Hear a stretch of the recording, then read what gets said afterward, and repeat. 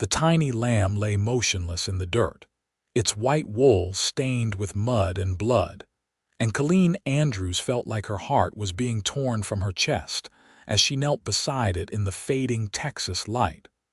Her father had only been dead 3 months, and now this. The fifth lamb in 2 weeks, killed by something she could not name or see. The ranch was falling apart around her, and she did not know how to stop it.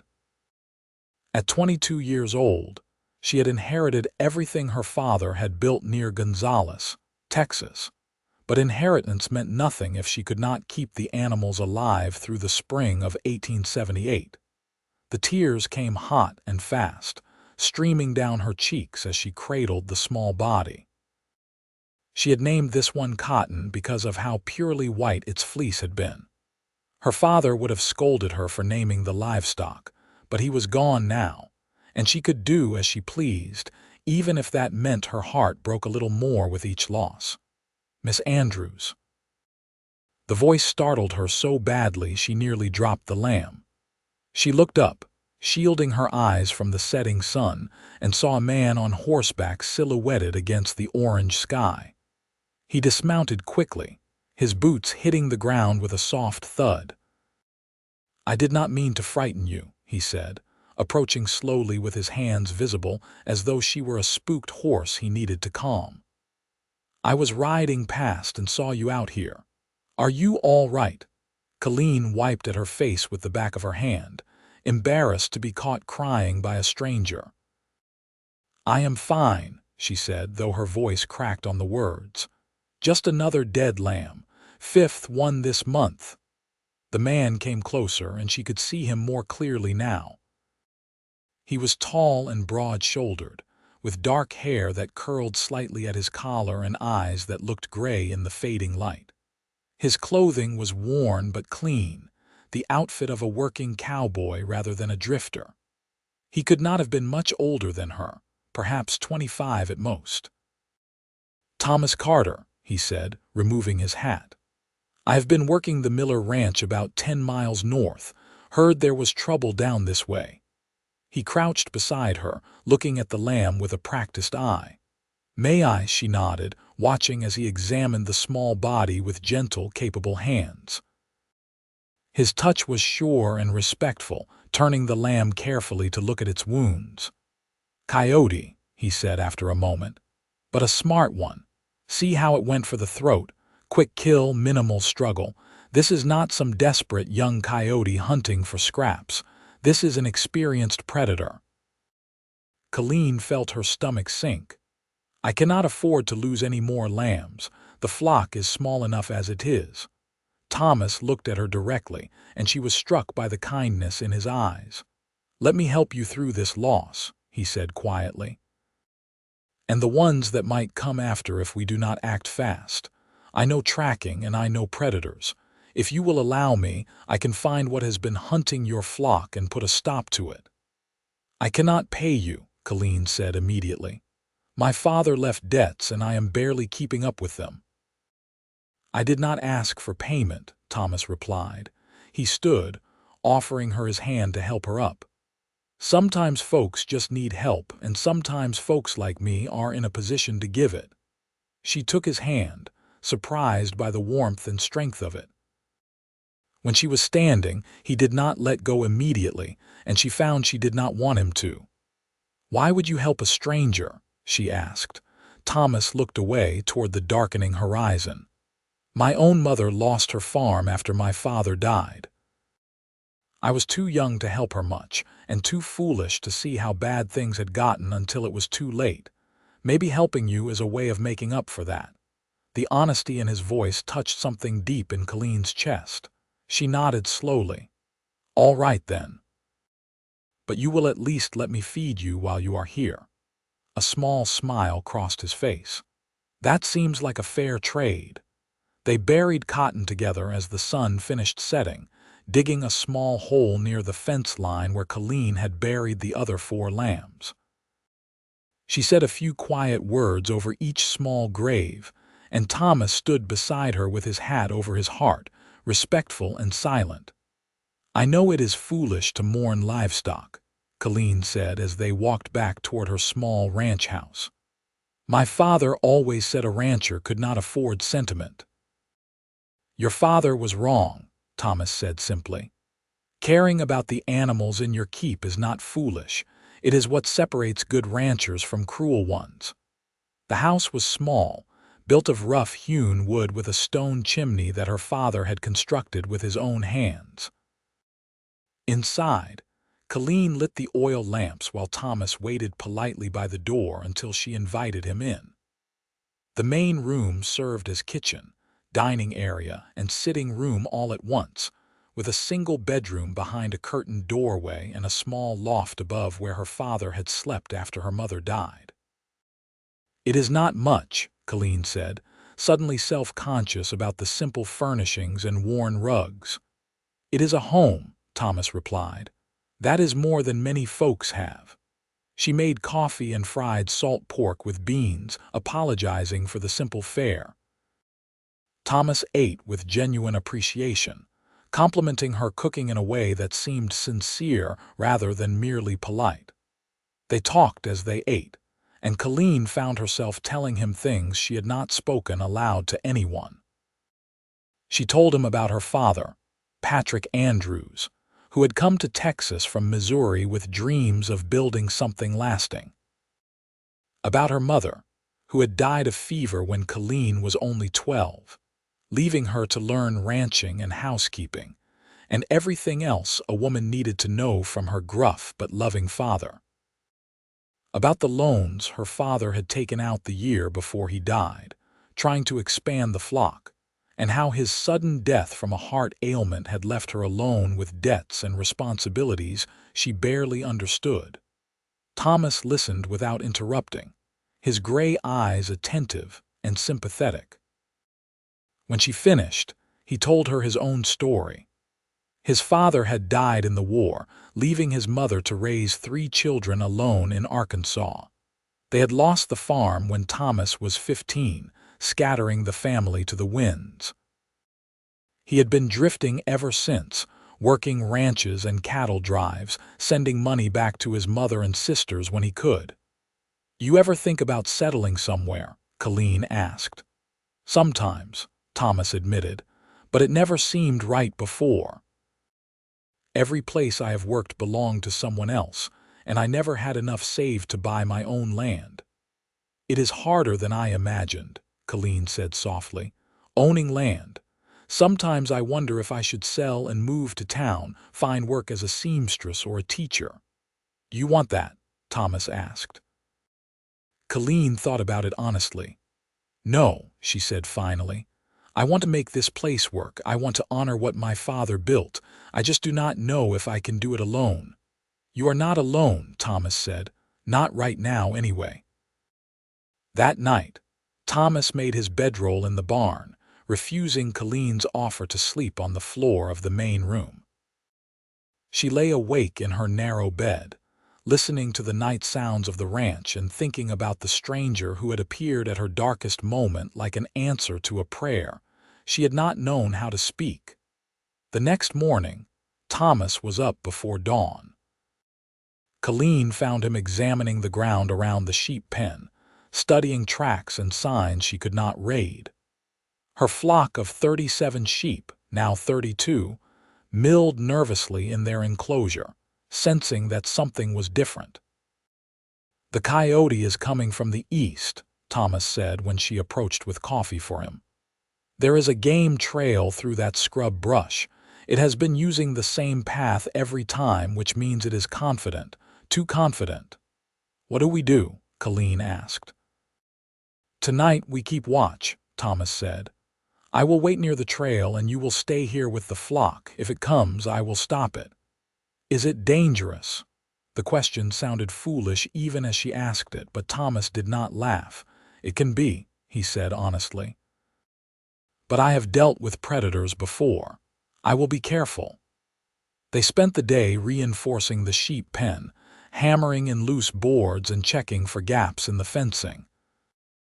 Thomas worked with the easy competence of someone who had done such labor 1,000 times.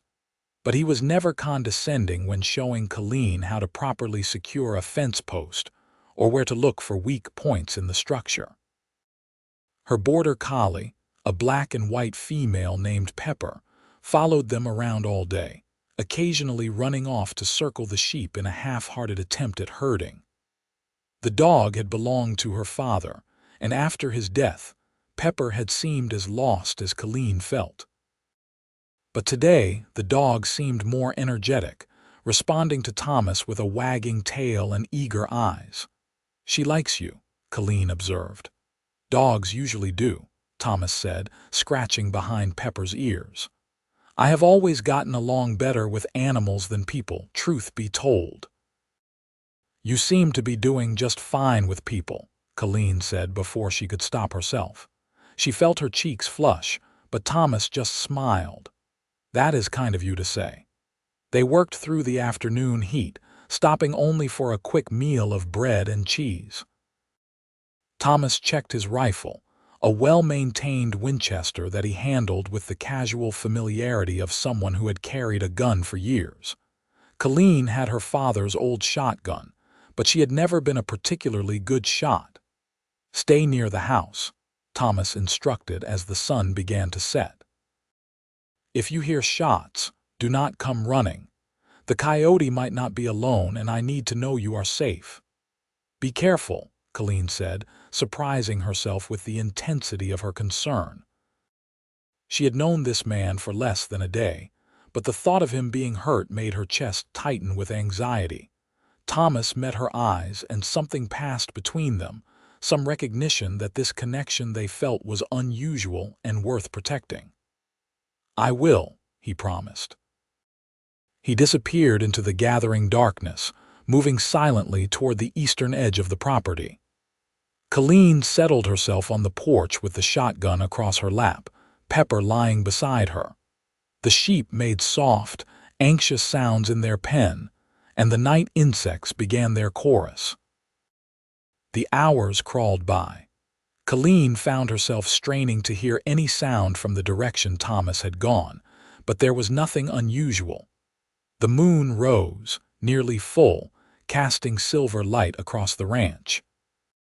She thought about Thomas out there in the darkness, waiting with patience she could only imagine. It was well past midnight when the sound of a rifle shot shattered the quiet. Pepper leaped to her feet, barking frantically. The sheep erupted into panicked bleating. Every instinct Colleen had screamed at her to run toward the sound, to make sure Thomas was all right, but she remembered his instructions and forced herself to stay put. A second shot followed the first, then a third. Then silence fell like a blanket, smothering everything. Colleen waited, her heart pounding so hard she could hear it in her ears. Minutes passed like hours. Then, finally, she heard footsteps approaching from the darkness, and Thomas emerged into the moonlight, dragging something behind him. She ran to him, abandoning the shotgun on the porch. "Are you hurt?" "I am fine," Thomas assured her. He looked tired but uninjured. At his feet lay the body of a large coyote, its fur gray and brown in the moonlight. "It was old," he said. "Probably got pushed out of its pack and could not hunt its usual prey anymore. Your lambs were easy targets." "Is it over?" Colleen asked. "I think so," Thomas said. There were no others nearby. This one was hunting alone.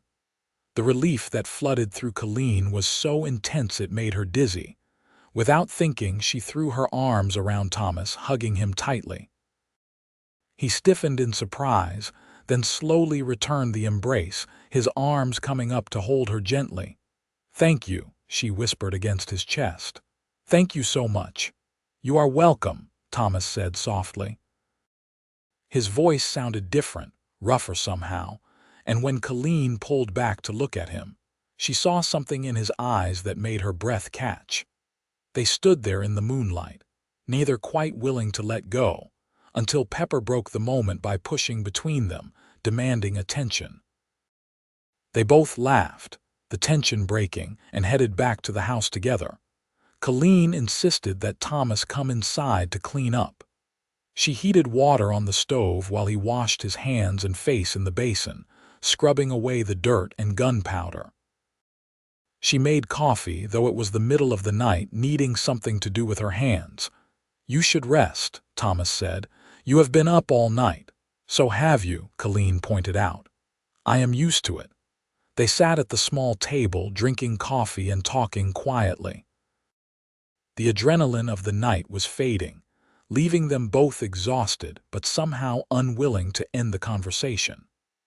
Thomas told her about cattle drives he had been on, about thunderstorms that sent thousands of cattle stampeding and rivers swollen with spring melt that had to be crossed anyway. Colleen told him about learning to shear sheep from her father, about the first time she had delivered a lamb and the pride in her father's eyes when she had done it right. "He would be proud of you now," Thomas said. "You have kept this place running on your own for 3 months. That is no small thing." "I have not done a very good job," Colleen said. "The debts are still there and I lost 5 lambs. "You are still here," Thomas countered. "You have not given up. That counts for something." Dawn was breaking when they finally admitted they needed to sleep. Thomas returned to the barn, and Colleen fell into bed fully clothed, too tired to even remove her boots. She woke in the early afternoon to find Thomas already up and working. He had mucked out the barn and was now repairing a broken stall door. When he saw her approaching, he smiled, and Colleen felt something warm unfurl in her chest. "You should have woken me," she said. "You cannot do all the work yourself." "You needed the rest," Thomas replied. "Besides, I am nearly finished here." They worked together through the afternoon, falling into an easy rhythm. Thomas knew ranching inside and out, but he never made Colleen feel incompetent or unnecessary. Instead, he asked her opinion, listened to her ideas, and treated her as an equal partner in the work. Over the next few days, Thomas stayed on, helping with tasks that had been piling up since her father's death. They repaired fences, cleaned out the irrigation ditches, and treated a ewe that had developed an infection. The ranch began to look cared for again, and Colleen felt the crushing weight of responsibility lift slightly from her shoulders. But more than the physical help, it was Thomas's presence that made the difference.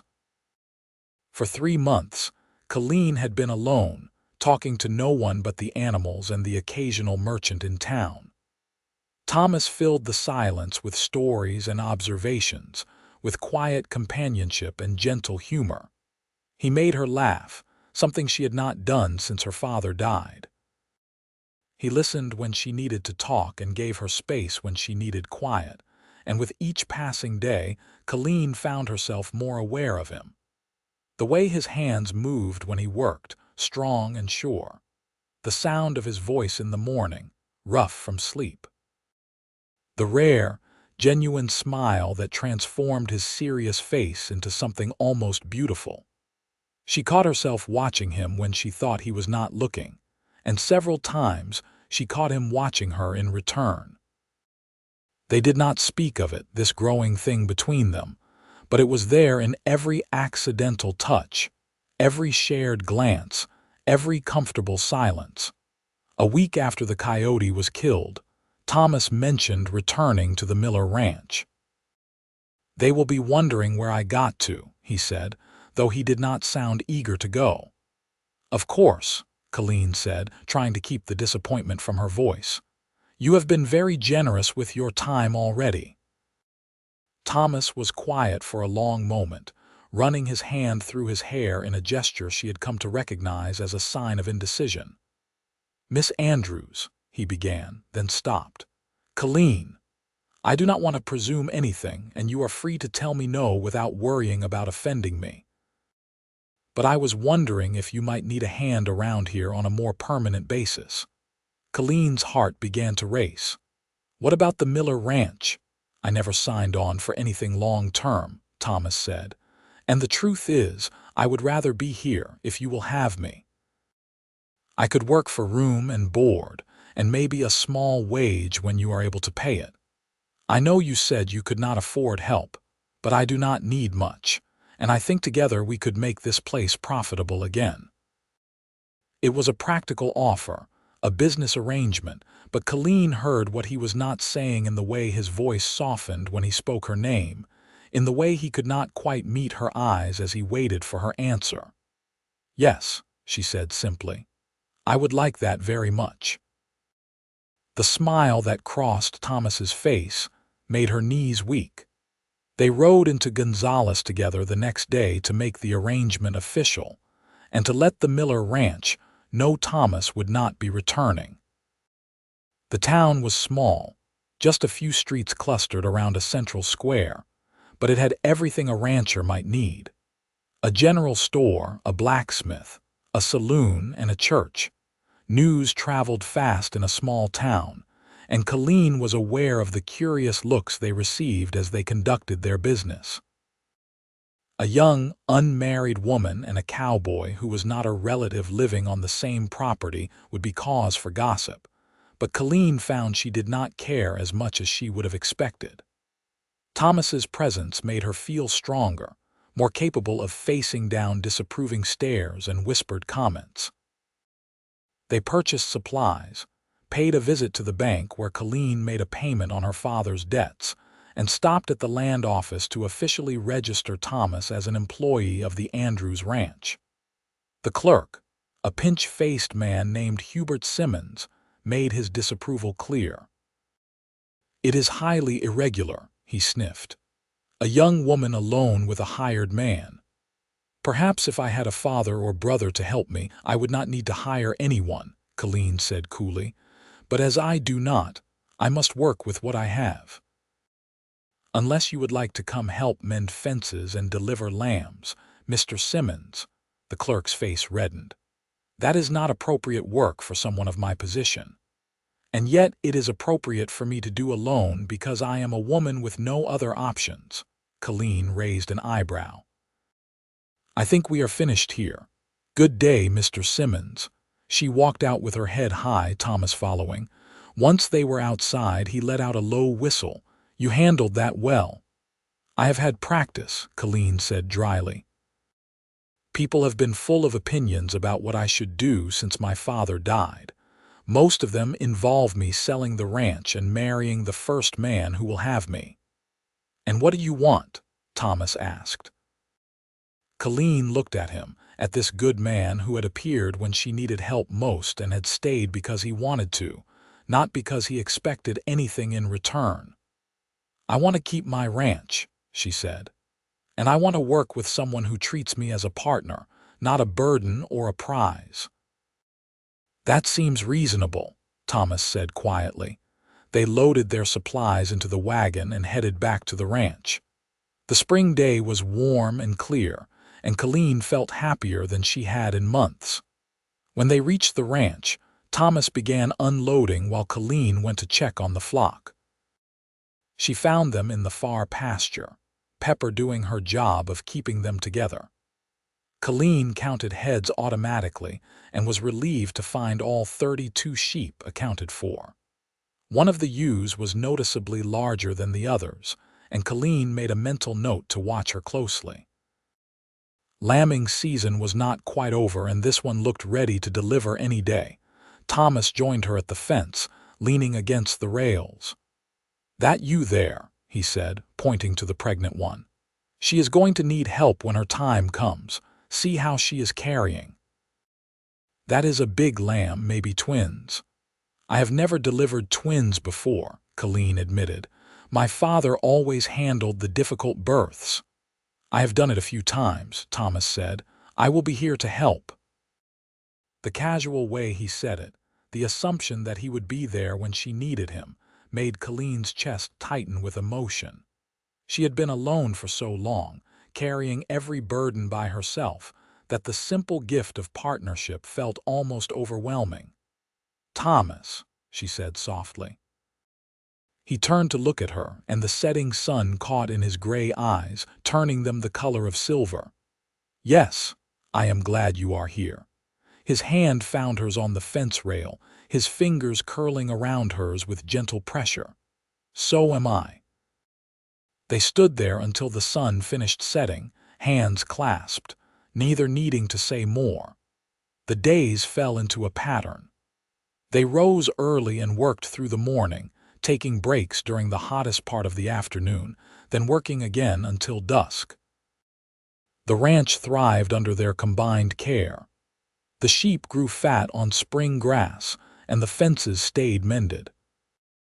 Thomas revealed himself to be skilled with carpentry as well as ranching, and he spent several days repairing the barn roof and building new shelves in the house for Colleen's small collection of books. They ate their meals together, talking and laughing, learning each other's habits and preferences. Thomas liked his coffee strong and black, hated beets but ate them anyway when Colleen served them because he did not want to seem ungrateful. Colleen hummed when she cooked, usually hymns her mother had taught her, and she always saved the best bits of meat for Pepper even though Thomas insisted the dog was getting spoiled. They did not touch often, but when they did, it felt significant. A hand on her back as he passed behind her in the kitchen, her fingers brushing his as she handed him tools. The accidental collision of their knees under the small table. Each touch left Colleen more aware of him, more conscious of the growing desire to close the distance between them completely. The pregnant ewe went into labor on a humid morning in late April. Colleen found her separated from the flock, lying on her side and breathing heavily. She ran to get Thomas, who came immediately, bringing clean cloths and water. "It is twins," he confirmed after examining the ewe. "And they are positioned badly. We are going to have to help her."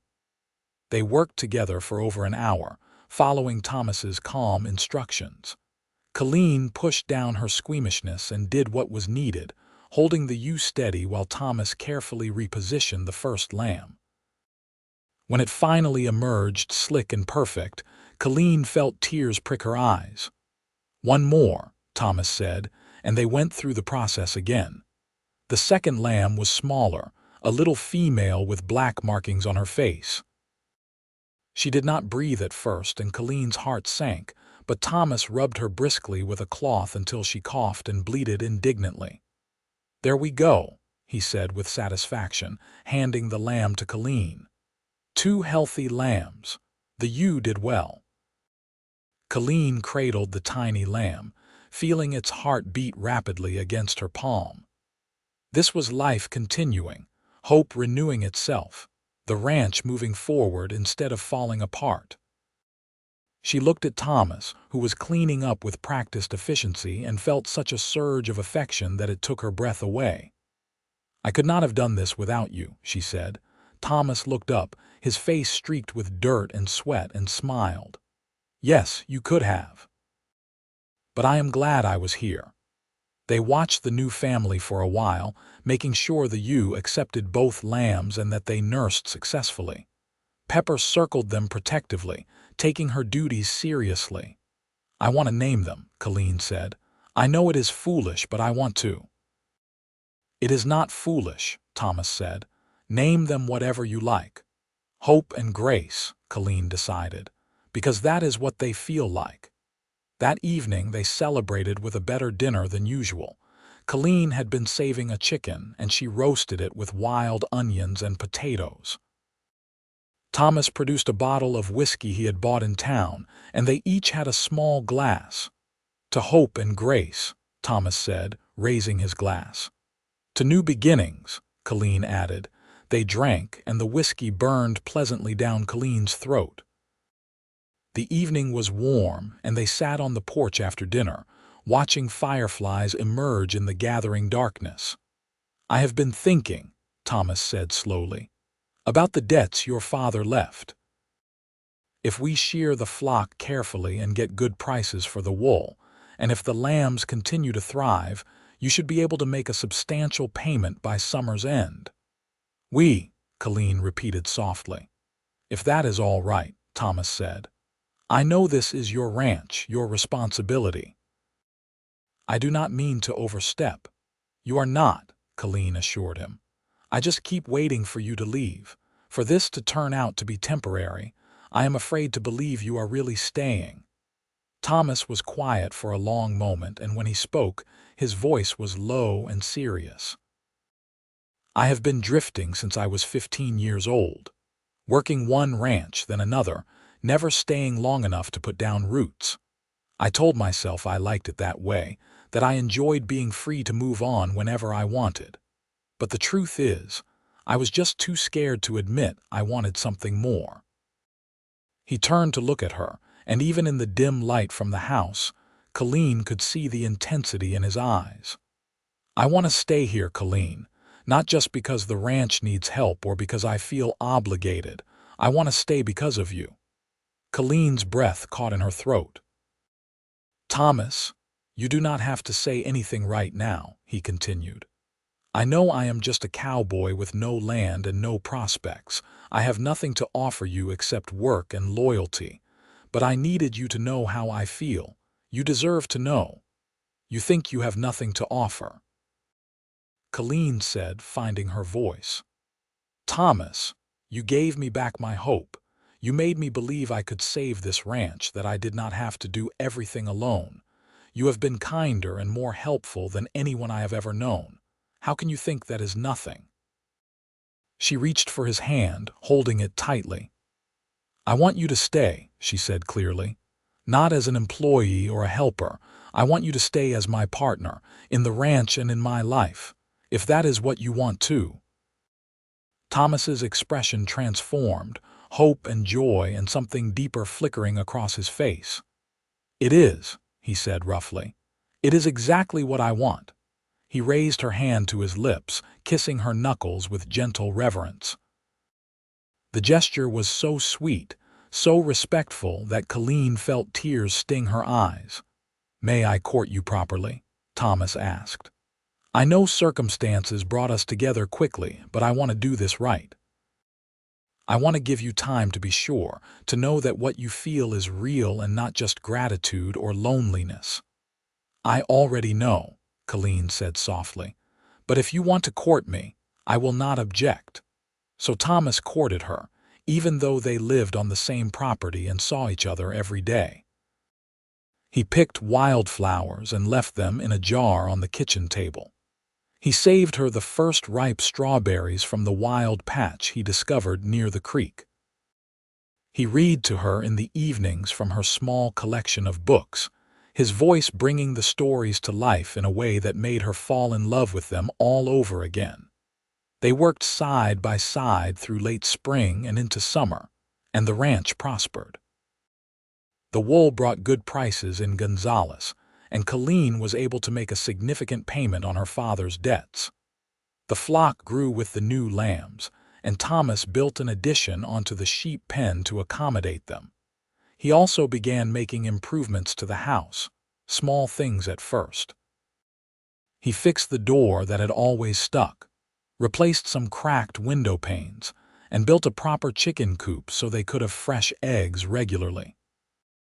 He never asked permission, just did what he saw needed doing, and Colleen found herself imagining what it would be like to share the house with him permanently, not as employer and employee but as husband and wife.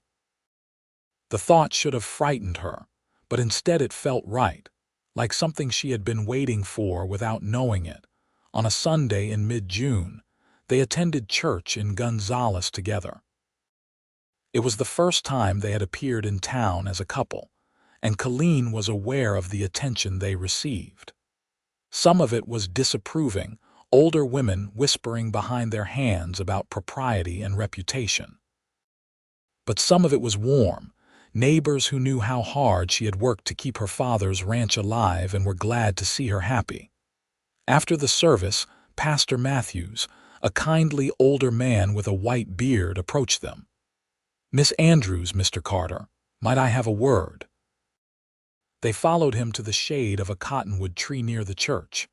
Colleen braced herself for a lecture about living arrangements or appropriate courtship, but the pastor surprised her.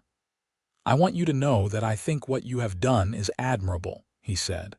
"Both of you. Mr. Carter, you have shown true Christian charity in helping a neighbor in need. And Miss Andrews, you have shown remarkable strength and determination in the face of adversity." He paused, looking between them with shrewd eyes. "I also want you to know that if your relationship should progress to a point where marriage is being considered, I would be honored to perform the ceremony. Do not let the gossips discourage you from pursuing happiness." "Thank you, Pastor," Colleen said, touched by his support. "That means a great deal." On the ride home, Thomas was quiet, his hands steady on the reins but his expression thoughtful. Finally, he said, "The pastor mentioned marriage." "He did," Colleen agreed, her heart beginning to beat faster. "I have been thinking about it," Thomas admitted. "About asking you, but I wanted to wait until I had more to offer.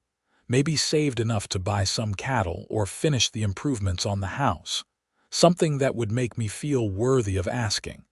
Colleen turned to look at him fully. "Thomas Carter, if you are waiting until you feel worthy of me, you will be waiting forever, because you have been worthy since the day you offered to help me bury cotton. You have been my partner, my support, and my friend. And I love you. I have loved you for weeks now, maybe longer. So if you are thinking of asking me to marry you, I suggest you do it soon, because I am tired of waiting." Thomas pulled the wagon to a stop right there on the road between town and the ranch. He turned to her, his gray eyes bright with emotion. "I love you too," he said. "I have since the first moment I saw you crying over that lamb. You looked so fierce and sad and determined all at once, and I thought you were the bravest person I had ever seen." He climbed down from the wagon and came around to her side, helping her down. Then, right there on the dusty road with nothing but grassland and sky around them, he took both her hands in his and dropped to one knee.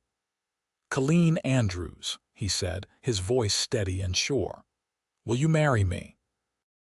I do not have a ring yet, and I do not have much money, but I swear I will spend every day of my life making you happy and helping you build the life you want. Will you be my wife?" "Yes," Colleen said, pulling him to his feet so she could kiss him. "Yes, absolutely yes." Their first kiss was sweet and gentle, a promise of more to come. When they finally pulled apart, both of them were smiling, giddy with joy and relief. They were married 3 weeks later in the small church in Gonzales. Colleen wore her mother's wedding dress, altered to fit her by one of the neighbor women who had befriended her. Thomas wore new clothes purchased specifically for the occasion, paid for with money from the wool sale.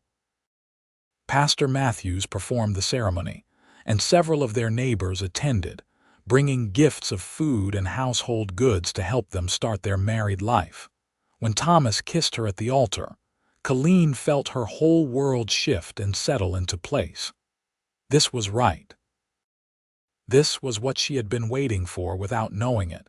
They held a small celebration at the ranch, with food and music and dancing.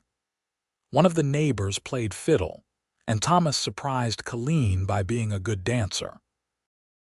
They waltzed in the dirt yard as the sun set, laughing and happy, while Pepper barked excitedly and the sheep watched with placid curiosity. That night, Thomas carried Colleen over the threshold of the house that was now truly theirs. He had spent the last week making improvements, painting the bedroom and building a new bed frame. He had even managed to buy a real mattress in town, replacing the old straw stuffed one Colleen had been sleeping on since childhood. "It is beautiful," Colleen said, looking around the freshly painted room with tears in her eyes. "You did all this for me, for us," Thomas corrected gently. He cupped her face in his hands, thumbs brushing away her tears. "Everything I do now is for us." Their wedding night was tender and sweet, both of them nervous but sure. Thomas was patient and gentle, making certain Colleen felt loved and cherished. Afterwards, they lay tangled together in the new bed, talking quietly about their plans for the ranch, for their future, for the family they hoped to build. "How many children do you want?" Colleen asked sleepily, her head resting on Thomas's chest. "As many as you will give me," Thomas replied, running his fingers through her loose hair. "But only if you want them. I know childbirth is dangerous and I will not pressure you." "I want them," Colleen said. "I want to fill this house with children and love and laughter. I want to build something that will last beyond us." "Then that is what we will do," Thomas promised, kissing the top of her head. They fell asleep wrapped in each other's arms, the future bright with possibility. Married life suited them both. They worked hard through the summer and into fall, building the ranch into something profitable and sustainable. Thomas's carpentry skills proved invaluable, and he built an additional room onto the house in preparation for the children they hoped to have. They purchased a milk cow and a few chickens, adding to their growing homestead. The flock continued to thrive under their careful management. Hope and Grace, the twin lambs, grew into healthy young ewes. Colleen no longer felt guilty about naming the sheep, though she tried to limit herself to naming only her favorites. Thomas teased her gently about it, but never made her feel foolish. In October, Colleen realized she was pregnant. She told Thomas on a cool autumn evening as they sat on the porch watching the stars emerge. He was overjoyed, picking her up and spinning her around until she laughingly demanded to be put down. "I am going to be a father," he kept repeating, wonder in his voice. "We are going to have a baby." He became even more protective of her, insisting she rest more and avoid heavy work. Colleen tolerated it for a while before firmly telling him she was pregnant, not ill, and would continue doing her share of the work. But what if something happens? Thomas worried. "Women have been having babies since the beginning of time while still running their households," Colleen reminded him. "I promise to be careful, but I will not spend the next 6 months sitting idle." They compromised, with Thomas taking on the heavier physical tasks while Colleen focused on the animals and the household. It worked well, and Colleen found she enjoyed preparing for the baby, sewing small clothes and blankets, making plans for the nursery in the new room Thomas had built. Winter came, and with it a hard freeze that threatened the flock. Thomas and Colleen worked together to keep the sheep safe, bringing the most vulnerable ones into the barn and making sure all had adequate shelter and food. It was exhausting work, made harder by the cold and Colleen's advancing pregnancy, but they managed without losing a single animal. On a snowy night in early March 1879, Colleen went into labor. Thomas rode to town through the storm to fetch the midwife, a capable woman named Mrs. Patterson, who had delivered half the babies in Gonzales. She arrived with her bag of supplies and immediately took charge, shooing Thomas out of the bedroom. The labor was long and difficult, lasting through the night and into the next day. Thomas paced the main room, listening to Colleen's cries with his heart in his throat, feeling helpless and terrified. Pepper stayed by his side, sensing his distress, and he took comfort in the dog's warm presence. Finally, in the late afternoon, he heard the thin, furious wail of a newborn.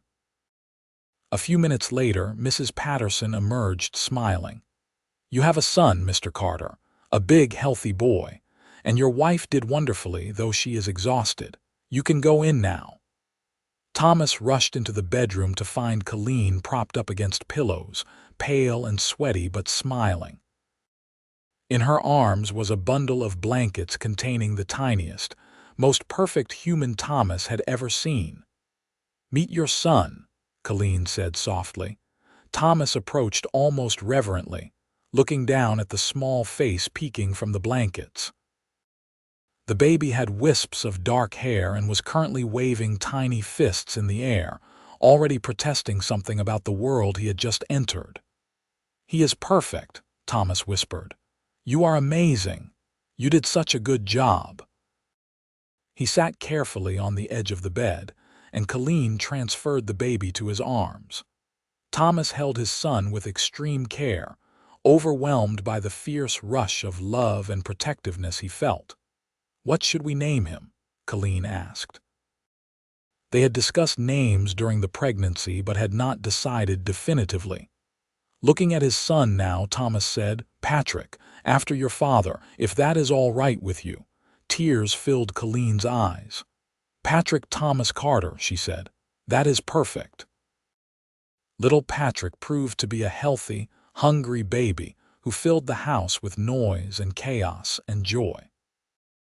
Thomas threw himself into fatherhood with the same dedication he brought to everything else, learning to change diapers and soothe crying Jags and walk the floor at night when the baby would not sleep. Colleen marveled at how naturally it came to him. Some men treated caring for children as women's work, but Thomas saw Patrick as his responsibility too. He sang to the baby while rocking him, rough cowboy ballads that should not have been soothing but somehow were. As spring arrived and Patrick grew, the ranch continued to prosper.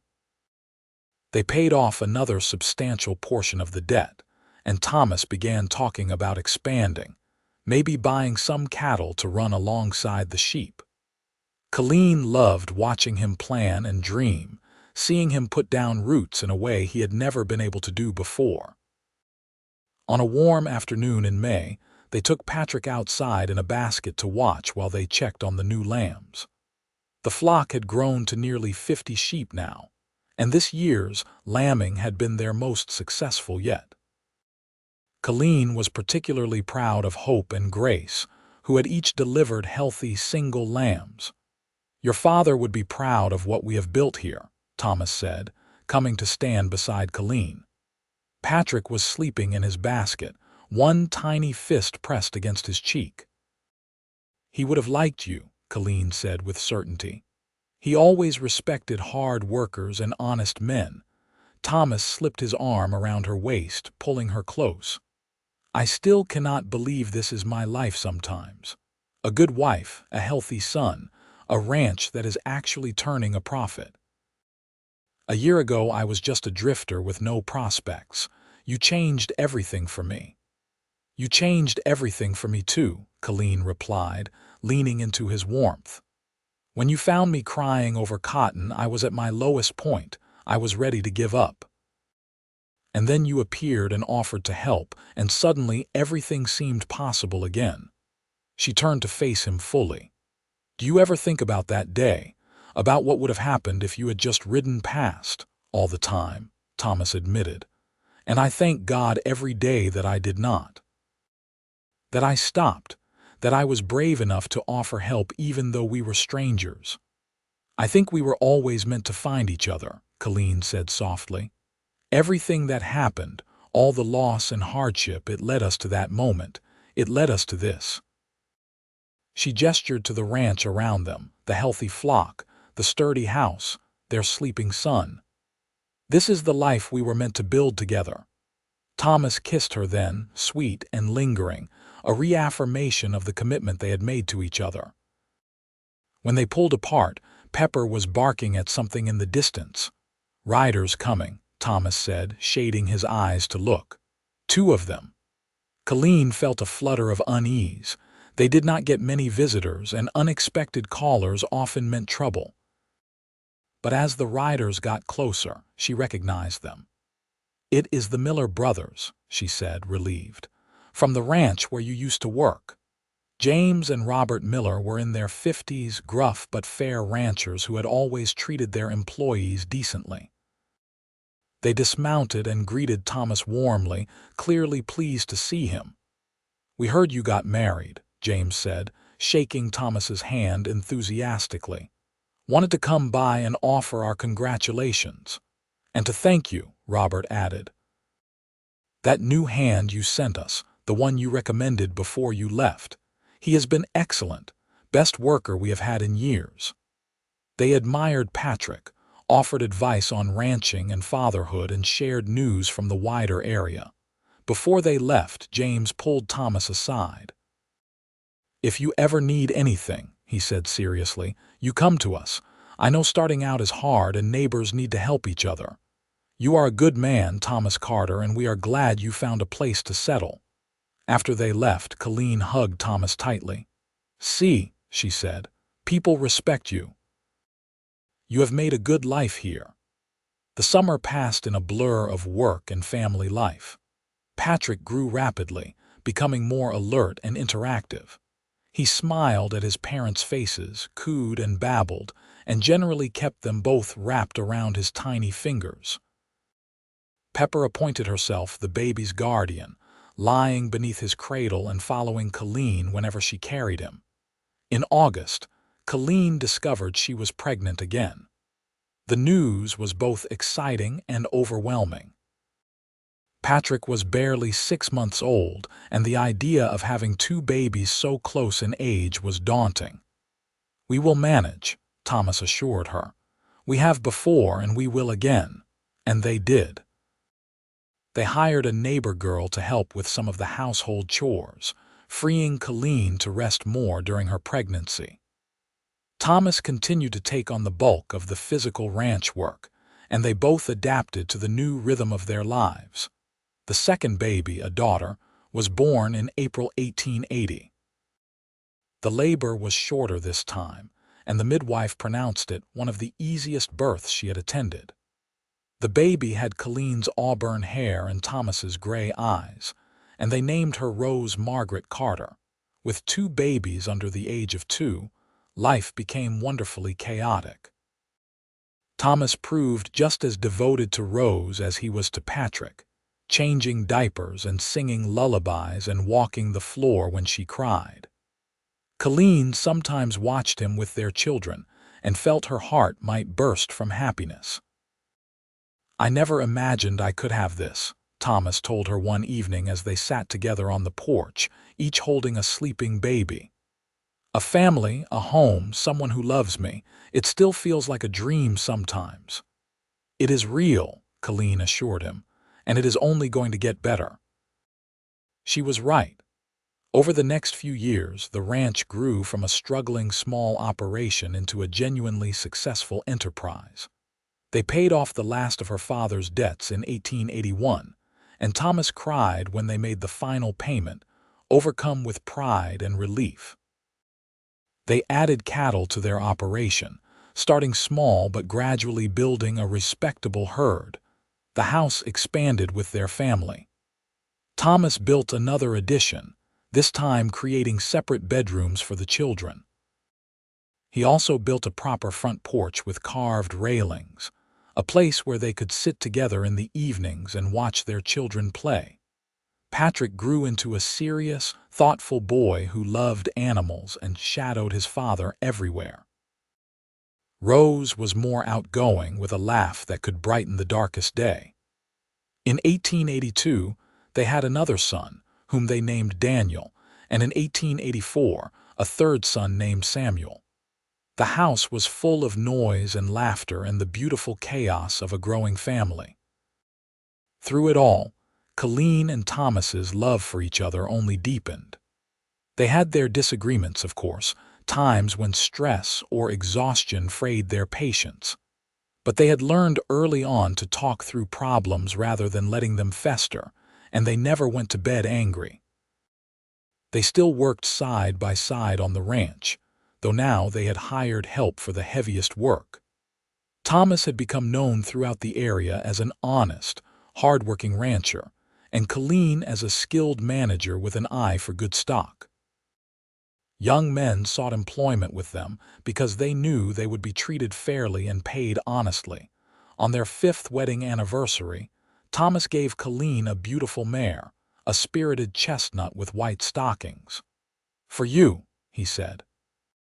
"So you can ride with me sometimes, like we used to do before the children came." Colleen named the mare Cotton, in honor of the lamb whose death had brought them together. She was touched that Thomas remembered, that he understood how important that moment had been in both their lives. They began taking rides together on Sunday afternoons, leaving the children with the hired girl for a few hours. They rode across their land, which had grown to include additional acreage they had purchased as the ranch prospered. They talked about their dreams for the future, made plans, and sometimes simply enjoyed the silence and each other's company. In 1885, they made a significant decision. Thomas wanted to build a school on their property, a place where their children and the children of their employees and neighbors could receive an education. Colleen loved the idea, and they spent months planning and fundraising. The schoolhouse was completed in the spring of 1886, a sturdy building with large windows and a good stove for heating. They hired a teacher, a young woman from San Antonio named Miss Ellen Walsh, and opened the school to all the children in the area free of charge. "My mother never learned to read," Thomas told Colleen as they watched the children file into the school on opening day. "She always regretted it. I want better for our children and for everyone's children." Colleen squeezed his hand, proud of the man he was and grateful every day that she had married him. The years continued to pass in a happy blur. Their children grew, the ranch prospered, and they became pillars of the community. They hosted community gatherings, helped neighbors in times of trouble, and generally lived up to the values they had built their marriage on: hard work, honesty, kindness, and mutual support. Patrick, their eldest, showed an early talent for working with animals. By the time he was 10, he could deliver a lamb as skillfully as his father, and he had a gentle touch that calmed even the most skittish creatures. Rose loved learning and spent hours in the schoolhouse even after lessons ended, reading every book she could get her hands on. Daniel had inherited his father's carpentry skills and was already helping with repairs and improvements around the ranch. Samuel, the youngest, was still too small for much besides gathering eggs and helping his mother in the garden, but he approached every task with enthusiasm. On a summer evening in 1888, 10 years after they had first met, Thomas and Colleen sat on their porch watching the sun set. The children were playing in the yard, their laughter carrying on the warm breeze. Pepper, now an old dog, lay at their feet, and the new dog, a young border collie named Salt that they had gotten to help with herding, was playing with the children. "You remember the day we met?" Colleen asked, her hand in Thomas's. "Every detail," Thomas replied. "You were wearing a blue dress, and you had dirt on your face from crying. The lamb was lying in your lap, and you looked so heartbroken I thought my own heart might break." "I did not think I would survive that spring," Colleen admitted. "I was so alone and so scared. And then you appeared, like an answer to a prayer I had not known how to pray." Thomas lifted her hand to his lips, kissing it gently. "I was the one who was answered that day. I had been wandering for years, looking for a place to belong. And then I found you, and suddenly I knew what home felt like." "No regrets?" Colleen asked softly. "Not a single one," Thomas said firmly. "Marrying you, building this life with you, raising our children here, these have been the best years of my life. And I look forward to all the years still to come." Colleen leaned her head against his shoulder, watching their children play. Patrick was teaching Daniel how to whittle, carefully showing him how to hold the knife safely. Rose was reading a story to Samuel, her voice animated as she brought the tale to life. It was a perfect moment, the kind that becomes a treasured memory even as it is happening. "Thank you," Colleen said quietly, "for stopping that day, for offering to help, for staying, for loving me." "Thank you for letting me," Thomas replied, "for taking a chance on a drifter with nothing to offer but his labor and his heart." "You had everything to offer," Colleen corrected. "You just did not know it yet." The sun finished setting, painting the sky in shades of orange and gold. The children reluctantly came inside when called, washing up for supper. They ate together around the large table Thomas had built, passing food and telling stories about their day. Afterwards, Thomas read to the children while Colleen cleaned up, listening to his voice and feeling profoundly grateful for every single moment. Later, after the children were in bed, Thomas and Colleen stood in the doorway of their room, looking at the life they had built together. The house was quiet except for the soft breathing of sleeping children and the gentle creaking of old wood settling. "I love you," Thomas said, pulling Colleen into his arms. "More now than even on our wedding day, if that is possible." "It is possible," Colleen assured him, rising on her toes to kiss him, "because I feel the same way." They had built something beautiful from tragedy and loss, something that would outlast them both. The ranch, the family, the love they shared, it would all continue. A legacy of hope and hard work and the courage to offer help to a crying woman and a dead lamb on a spring evening. The years that followed brought new challenges and new joys.